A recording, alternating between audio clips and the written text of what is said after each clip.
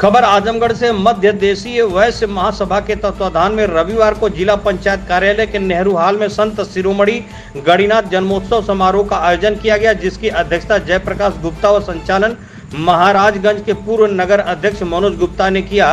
कार्यक्रम का शुभारंभ श्री श्री 1008 संत शिरोमणि गणिनाथ के चित्र पर पुष्प अर्पित कर वैश्य समाज को संगठित करने का संकल्प लिया गया। इस समारोह में मुख्य अतिथि के रूप में खाद्य सुरक्षा समिति के सभापति एमएलसी गोपाल अंजान मुर्जी शामिल हुए।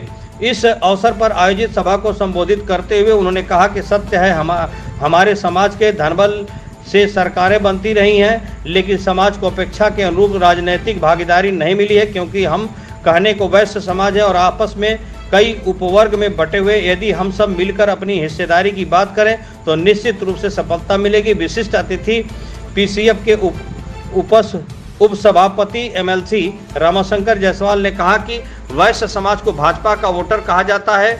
पार्टी ने हमें जरूर उप सभापति बनाया है, लेकिन जितना वैश्य समाज ने दिया है उसकी अपेक्षा समाज को अभी भी भागीदारी नहीं मिली है। वैश्य महासभा के प्रदेश उपाध्यक्ष रतन गुप्ता ने आए हुए अतिथियों को स्मृति चिन्ह देकर सम्मानित किया। जिलाध्यक्ष पवन गुप्ता ने अपने नई कार्यकारिणी की घोषणा की। इस अवसर पर लालगंज भाजपा के जिलाध्यक्ष सूरज श्रीवास्तव, ऋतिक जायसवाल, आनंद गुप्ता, अंकित मदेसिया, दिनेश राजकुमार, चंद्रेश, राहुल, अमित गुप्ता, विनय गुप्ता, सुमेध गुप्ता, सोम हरिओम, सुनील, चंद्रप्रकाश गुप्ता, दीपचंद, मनोज, संतोष, गिरीशचंद आदि लोग शामिल रहे।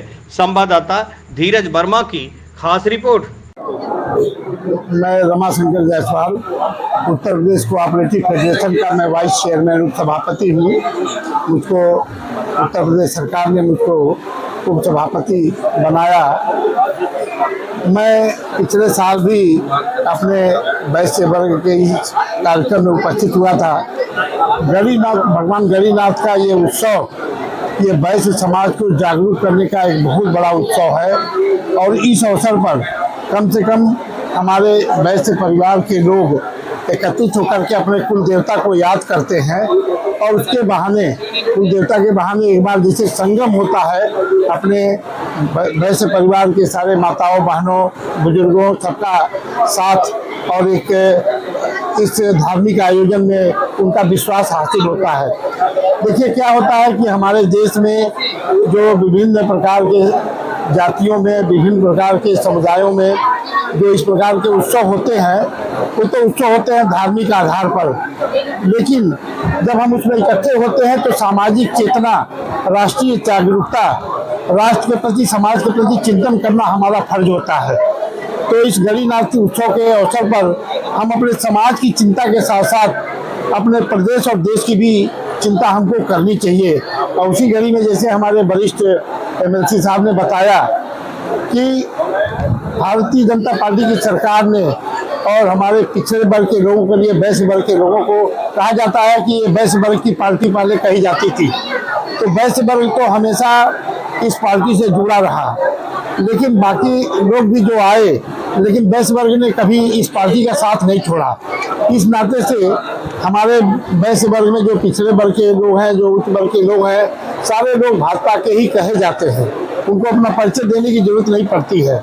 तो राष्ट्र के लिए अपने यशस्वी प्रधानमंत्री और यशस्वी मुख्यमंत्री दोनों राष्ट्र के लिए जिस प्रकार का कार्य कर रहे हैं, अपने समाज को, अपने राष्ट्र को और विश्व में एक स्थान दिला रहे हैं, ऐसी दशा में हम जो वैश्य वर्ग के लोग हैं अपने समाज को उनके प्रति जागरूक करना, इधर उधर जो आजकल जातीय जनगणना के नाम पर हमको बांटने की कोशिश हो रही है, उसको भी हमको ध्यान नहीं देना है।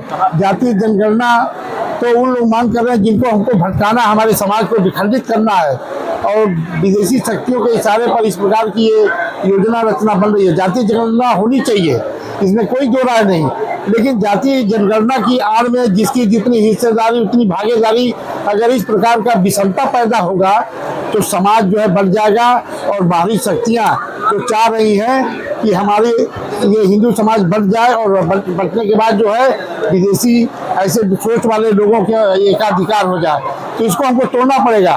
जाति जनगणना के हम विरोधी नहीं है, लेकिन उसके आड़ में जो कुचक्र रच रहा है, ये विदेशी शक्तियां जो कुचक्र रच रही है, बड़े बड़े फंड हो रहे हैं। अभी हमने देखा कि चाइना की प्रशंसा की जा रही थी, कि चाइना और ऐसा है वैसा, और अपने देश के विपक्ष के नेता ऐसा कह रहे हैं। ये कितना दुर्भाग्यपूर्ण है। हमारा देश एक है, हम एक रहेंगे, और वैश्य समाज हमेशा देश के साथ है। हम समाज के लोग देश के साथ हैं, देश के विकास में हम अपना महत्वपूर्ण योगदान करते हैं। भामाशाह का उदाहरण हम सभी जानते हैं। भामाशाह ने महाराणा प्रताप की उस समय चिंता की थी जब महाराणा प्रताप जी और एक तरह से कहा जाए कि निराश हो चुके थे। भामाशाह ने अपने जीवन की सारी संपूर्ण कमाई उनके चरणों में अर्पित किया और कहा कि हमको कोई, हमारे जो वैश्य समाज है, उस ओबीसी वर्ग वैश्य समाज के हमारे आराध्य देव संत गणिनाथ जी का जन्मोत्सव के इस विशाल कार्यक्रम में आज जो हमारे समाज ने एक बड़ा कार्यक्रम आयोजित कर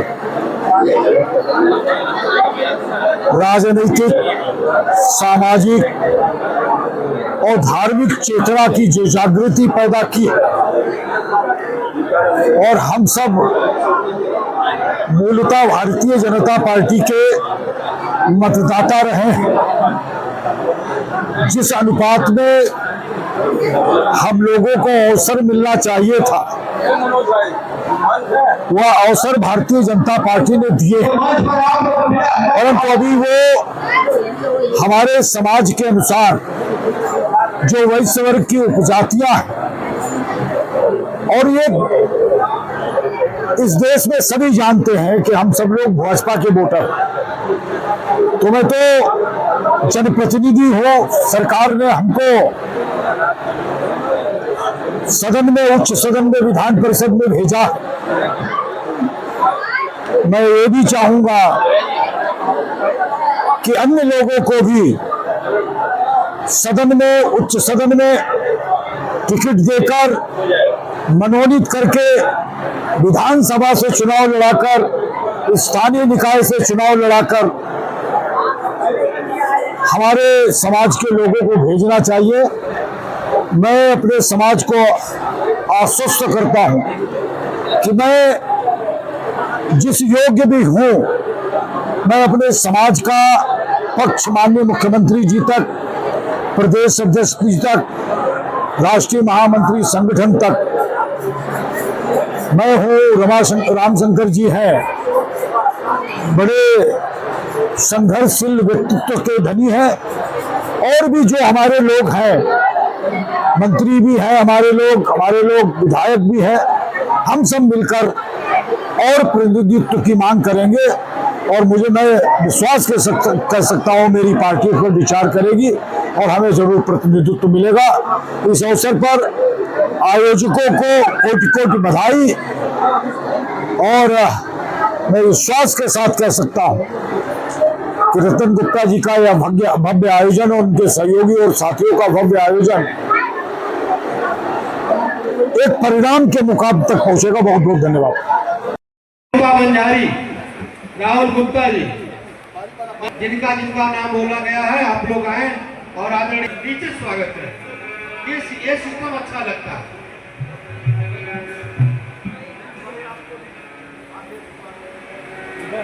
संजय गुप्ता जी पंथी।